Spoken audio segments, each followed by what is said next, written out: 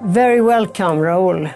Thank you very much, Asa. Thank you very much for inviting me. And let me first of all to say that I'm very proud and it's my honor to be here on your studio and to have this chat. We're so proud to have you here. Thank you very much. We met briefly at Framtidens Vänsters Congress together with Raul Delgado and Daniel Riazat. You're right. How did you experience that Congress? As I said in my words there, you were listening to my words there in the Congress of this new party. I think right now, especially on the left forces in Europe, most important thing is unity. We need that unity to strengthen our ideals, to strengthen our work, and to feel comfortable to bring together all the opinions and the ways that we wanted to convey the future of the left in Europe. So this new party, full of young people, which was a very, let's say, happy view for me there in the Congress. Just say one thing about the future of the left in not only in Sweden but also in Europe. That the new generations, they wanted to be involved in this struggle for a human world, for a better world. You said in your speech there that it's not cool to be left in our time. Would you say something more about that? We have a lot of obstacles to overcome. Yes. To get this unity. You have to understand, Asa, that what the media in the hands of the capitalism and in the hands of the multinationals, corporations, they try to impose the narrative that any things that represent ideals of a better world for people, better health, better education, better rights for the humanity, they have labeled as a not good, and they try to put that in every head, every minute, as a way of let's say multilateral battle against our ideals, and that's what anywhere that you express your opinion or in that way, they will try to make you feel bad, and that's one thing that we have to struggle every day. We have to keep thinking on the way to do the better thing for our people, and those parties that they are represent these left ideals. They need to continue to struggle also in the ideological field, which is very important to avoid to try to erase that narrative which is they have been trying to impose to the general public in for many years. You and I, we speak English now in this podcast interview, and English is the language that, the foreign language that most people in Sweden understand. What does that say about us? Before the Second World War, it was German here. Yes, I realized that when I just arrived to Sweden, and that speak about the principle of the Swedish education system, which were based on truly make knowledge, international knowledge on languages on the public in general, which is very good right now because, as you said, like here English is almost the second mother tongue in Sweden, which is very good for any foreigner that can arrive here to Sweden, and at the same time keeping the traditions and the own languages and special Swedish language. He has been talking about very good about the development of the education system through many years in Sweden. What about Cuba? In Cuba has been happening almost the same. Let me back to a little bit in the history of Cuba. When Revolution triumphed in 1959, we found a country with more than 1.2 million people illiteracy. So one of the first tasks by the revolution new government in 1959 was try to convert that and put education in the first place of anything that we did.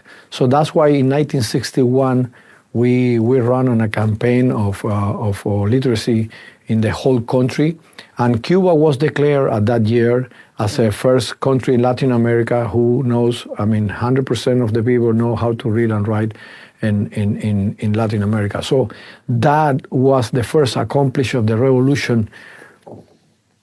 That was one of the first things that Fidel says in 1953 as one of the first objects of the revolution, and he accomplished just 1 year after the triumph of the revolution, and it wasn't a process that has been continued through all these 67 years in our country. Of course, languages in Cuba are teaching in every school, but not only that. All the subjects regarding with the culture, sport, and many other things that they has become part of the rights of the Cuban people in our country. Right now, the United States and Israel are waging a war of aggression against Iran, with an unpredictable Trump who one moment threatens monumental attacks and the next moment wants to negotiate.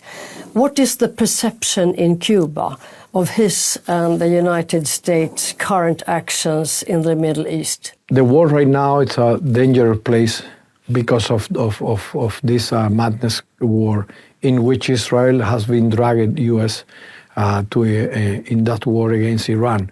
I have to say that we have been condemned from the very beginning, all the intents of Israel to not only attack Iran, but also to try to make the Middle East and the whole world and a chaos in this regard. But let me back to the 2010. When Fidel Castro, in one of his reflections, he retired at that time as a president of Cuba, but he was still able to write in reflections and notes. And soon as that, 16 years ago, Fidel was predicted this situation that today. And he was saying at that moment, and it was very interesting, like a prophet at that time, that if the world were able to allow Israel and the United States attack Iran, and that war could have become a nuclear war in which all the humanity and all the countries will be affected because of that war. And let me read, if you allow me, yes, of course. Let's say and a prophecy on that regard 16 years ago by Fidel Castro, that when he wrote, and I quote, "The people have a duty to demand their political leaders their right to live. When the life of their species, their people, and their loved ones are in the stark risk, no one can afford to be indifferent, nor can a single minute be wasted in demanding the respect for that right. Tomorrow will be too late." So it's very clear. It's and very that is clear 16 years ago. That 16 years ago, Fidel couldn't say that because his vision on these political scenarios and what right now it's proving that the only goal that U.S. was aiming to gain in Iran, everybody knows, was oil and to try to get the control of this area, which is very rich in those resources, and of course they will not grant it, and they will not win. They never will win that war. And you have actually been there and worked there yourself. You're Where right. was that? You're right, Asa. It was a wonderful time. I was there working for a few years in Iran, in Tehran.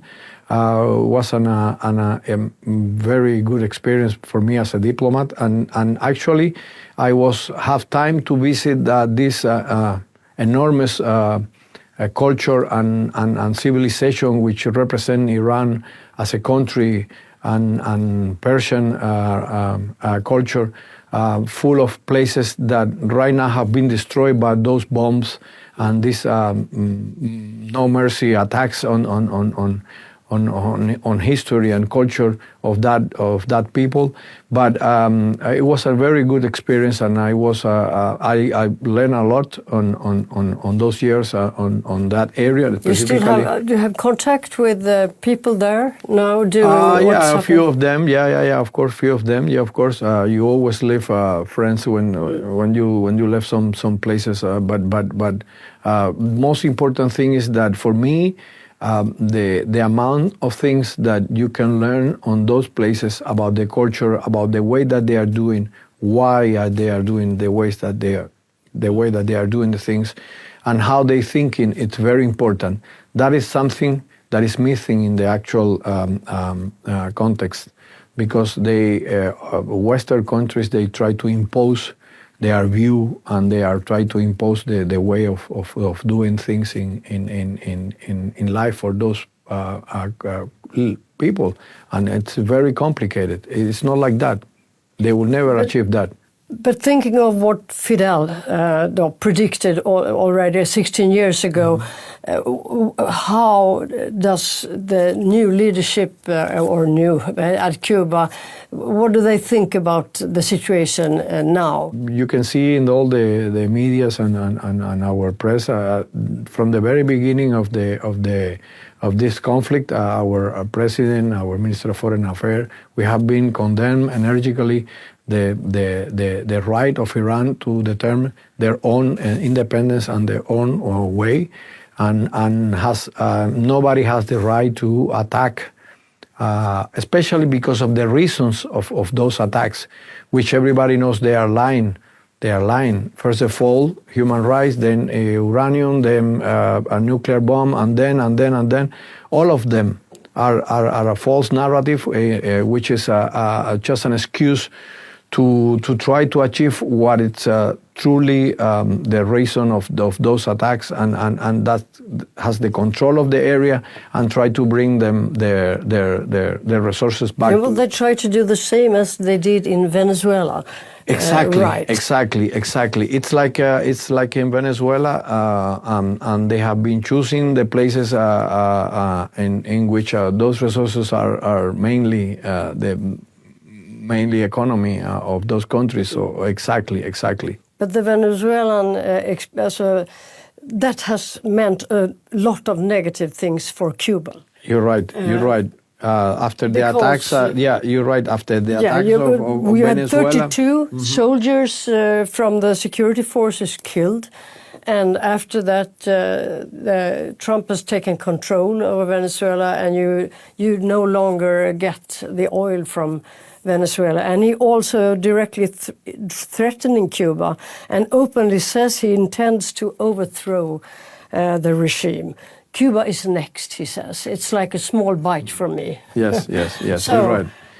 No, let me say, Asad, first of all, that those 32 comrades that they lost their life there in Venezuela, and the feeling of the Cuban people on that has been very deep in terms of what represents the solidarity and the friendship that we have with the people of Venezuela. The intervention in Venezuela, the kidnap of Maduro, as our president have been saying also all the time, is an illegal act. It's contrary on the international law, and of course, the life of our 32 comrades that they were there defending the life of the president of Maduro has been an act of unity of the Cuban people regarding what could happen in Cuba if they try to intervene. The funerals of those 32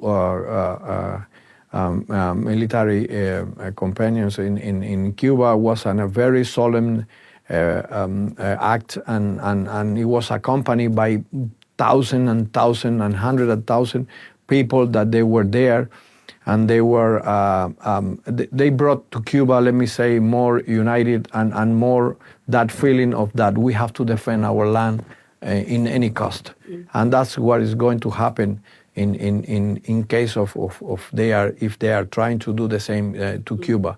And regarding with the words of Trump, as you say, they might think that Cuba will be the same as Venezuela is not going to be the same. We have been saying them many times. We are willing to talk, and we have been proving that we have the will to talk to any administration of the United States.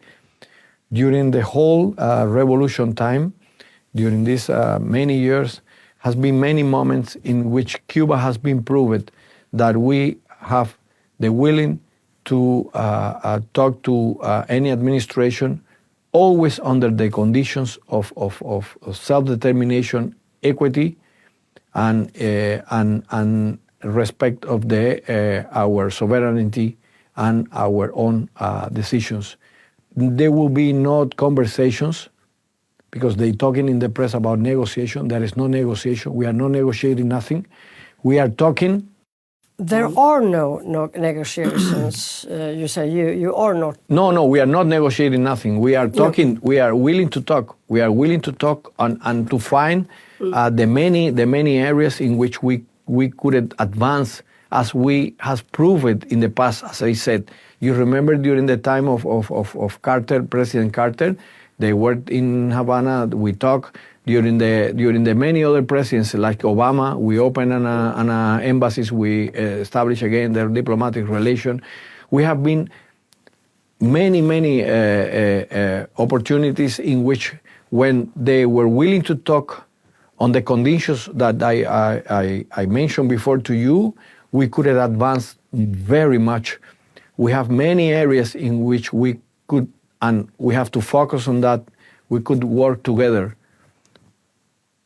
Terrorists, drugs, trafficking human, environmental issues, many other issues that we can work together. And we actually, during the Obama time, we have been able during that moment to sign more than 32 agreements between United States and Cuba. We always have been accomplished our agreements with them.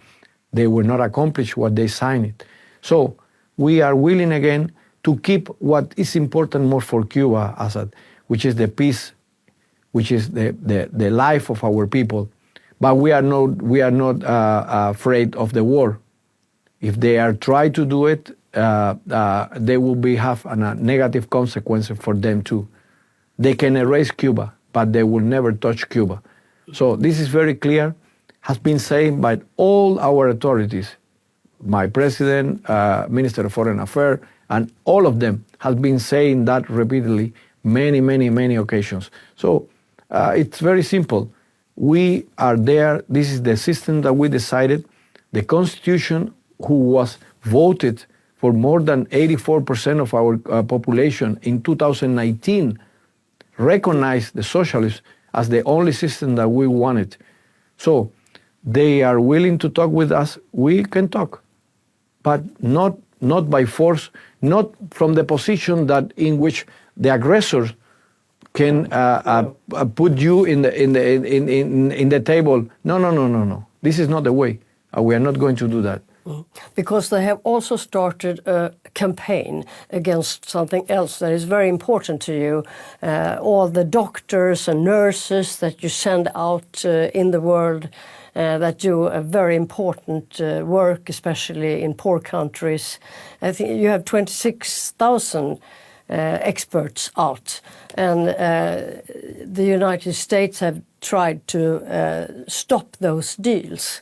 I always said that we have to back to the history, because the history tells you everything. So we back to the early 1960, when the state secretary at that time, and a guy who was called Lester Mallory, he put it in the memorandum very clear that the only way to defeat the Cuban government and Fidel Castro revolution was to make them an economic war and make them starving and by the appreciation of the food and the health and the other things, overthrow the government in Cuba. So that policy, who was writing in 1960, has been the principal aim of the U.S. government to Cuba during these 67 years. And it has been increasingly, during many years, through the Torricelli law in 1992, the Helms-Burton law in 1996, and now this an executive order on January 29 that you remember, threatening all the governments that wanted to export oil to Cuba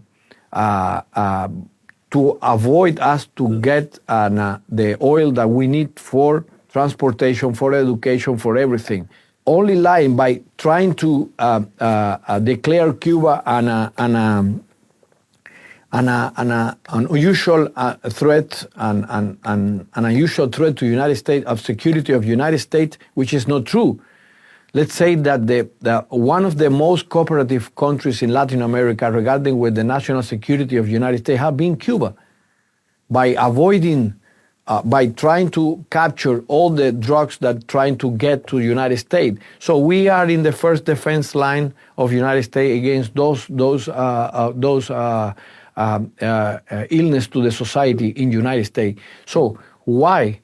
Because this is the only way to try to deprive the Cuban life, the Cuban people, by hunger, by starvation, by illness, by everything.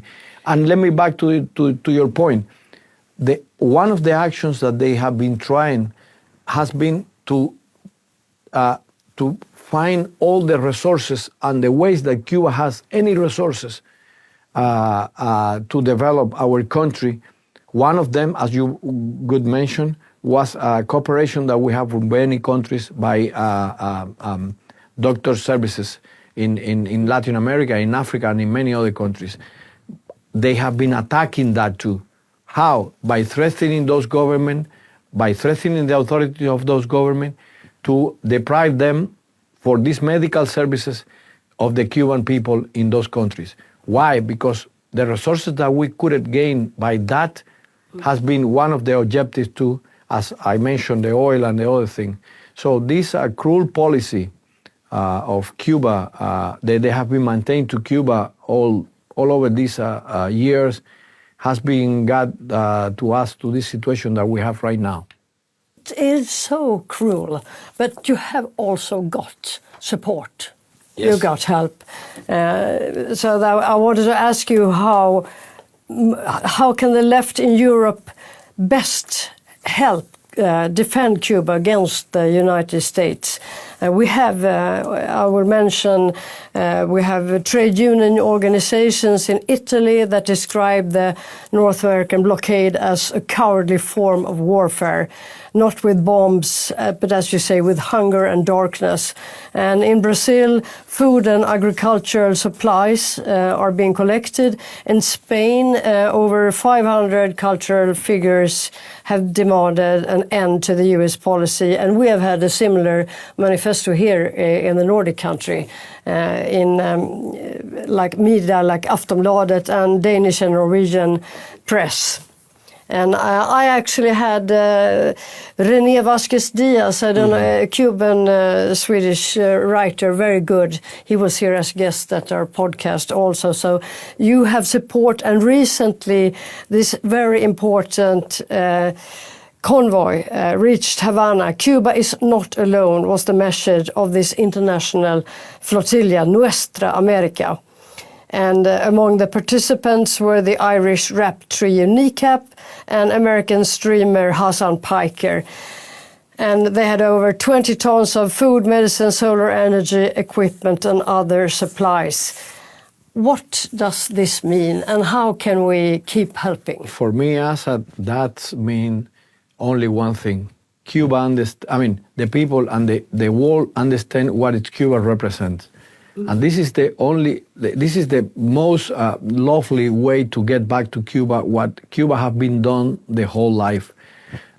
We have been giving solidarity to whole countries in the world in the most human way that the Cuban doctors, teachers, trainers, and everything that we have been sending to the all part of the world to make those population and a better places.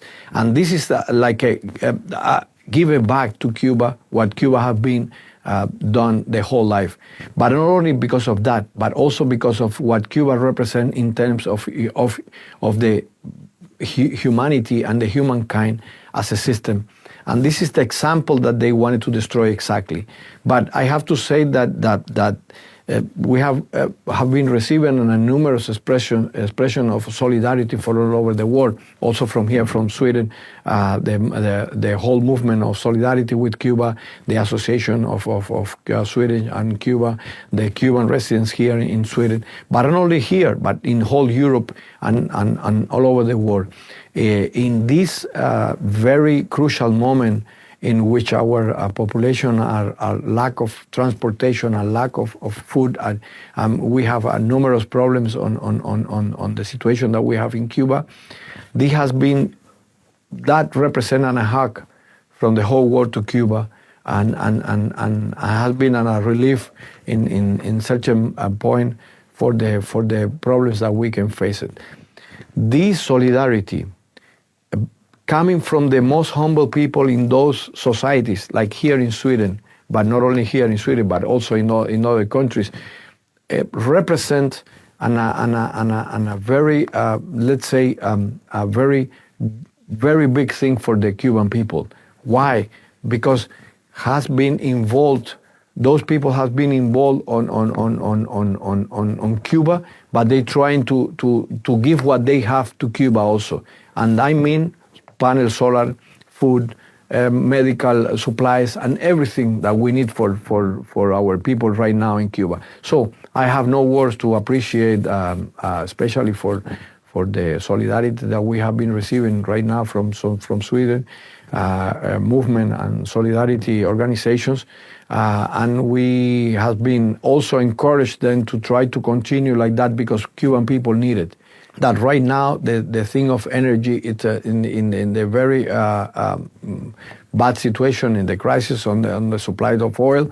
So anything that they can try to reach to Cuba will be very helpful in any place in our country. So my very profound thanks to those people that and to those organizations on that matter. Well, the bourgeois media often describes Cuba in bleak terms, and I will read an introduction from Svenska Dagbladet, a right-wing media here in Sweden. It's actually about Cuba, and it's an interview with Zoltan Tiroler and Mats Werning from the Swedish-Cuban Association. But it says, darkened cities, empty store shelves, and imprisoned regime critiques have become everyday life in Cuba. Previously, the communist government in Havana was praised by Swedish politicians and cultural figures. Now the Swedish-Cuban Association stands alone. But that is not true, or what do you say? No. Of course, it's very simple, Assad. If as I said before, if our political economic system were so flawed, why they don't let us to fail by ourselves? For Zoltan and Mats, they say in this interview, Cuba has not been given a fair chance. Exactly, it's that. Yeah, so let Cuba get a fair chance. Exactly. If we are so bad economically and politically, why you have to blockade a country? Why you have to do that to a country when you said that your system is not working? Why you don't let me to fail myself? So this is very simple, because they know this is not true. Cuba is one of the highest rates in education and health in Latin America and in the whole world, in many other, in sport, in any area. Cuba has been able to produce their own vaccine for the COVID when no one were sell one vaccine to the Cuban population in the middle of the pandemic. We made our own equipment for the artificial respiratory issues. So why, if we are so a bad regime and political system, why you have to do all of that? Why you have to blockade a country if you say that this is not a system that works? Why you don't let us to fall down ourselves? So this is very simple. It's a very hypocrite to say that when Cuba has been the possibility to develop ourselves with our own efforts in the normal conditions of any country in the world. We have been always submitted to this cruel blockade under very extreme situation in which our people have been too resilient, to working every day to try to survive from the very beginning of the revolution. Every achievement that Cuba has been made by our own efforts and for our people. So that's my comment on that. I go back to when you said in your speech at the Trump-administrationens Congress that it's not cool to be left today. But what significance does Cuba, the story of the revolution and the development of the Cuban socialist society, have for the international left today? I mean, in recent years, we have heard more and took more part in, also here in the West, in the Palestinian movement.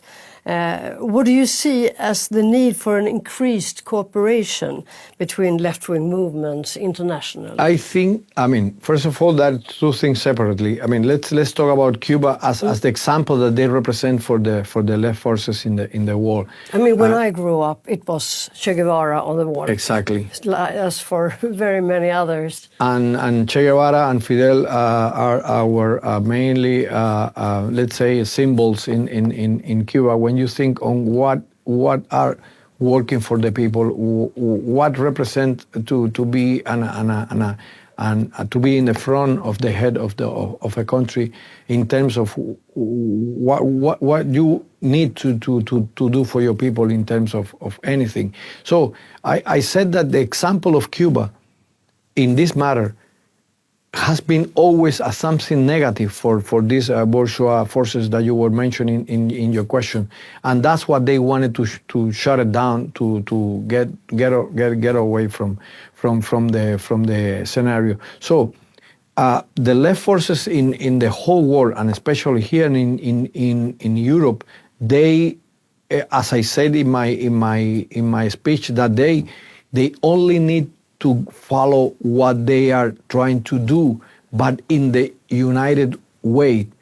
If they are not united, they will not accomplish, because that's what they want, divided and conquer. So they are divided our forces by trying to make them thinking that they are not fighting for the same things, but they are fighting for the same thing.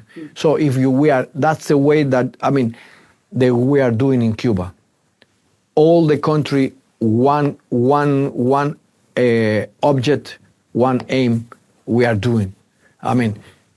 Doesn't matter what you think, everything has to be done for the people and in that way. So if we are not united, they will not accomplish anything. So that's my only thinking on the left forces, and I hope they could have that always in mind when they discussing the issues about what is better for doing politically.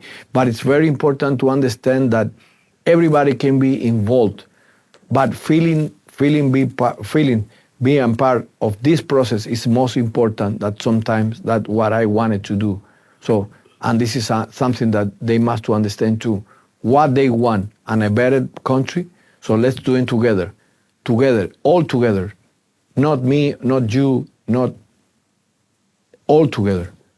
Raul, Before I let you go, could you just comment on a very special thing? On Monday, the Sweden Democrats and the Christian Democrats here in Sweden have actually invited the son of the Shah, also Reza Pahlavi, to speak in Swedish Parliament. What is your comment on that? I don't have comment, as you said. I think that, the Parliament in Sweden have their own responsibilities and their own prerogative to invite whoever they want. I only wanted to say that a person, he's nobody in Iran, so nobody loves him. And the whole population in Iran are thinking on what they are facing right now to the war. So the only thing that I can comment on that is that what is going to best for the Iranian people is to try to help them to stop the war, to try to get back the resources to them to rebuild this all destroyed country because of the U.S. and Israeli war. Many thanks, Raul Delgado, for being a guest. We're so proud that you're here, Kubas Ambassador to Sweden. Thank you for inviting me, Asad. And it's my pleasure, and I will coming back anytime that as you You're invite so me. welcome. Thank you very much. And we say thank you also to our filmmakers, Carlos Contreras, and to all of you who listen and look at us. Thank you very much.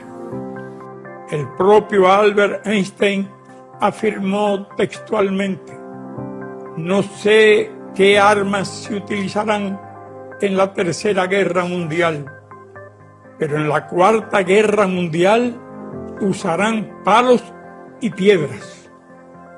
En una guerra nuclear, el daño colateral sería la vida de la humanidad.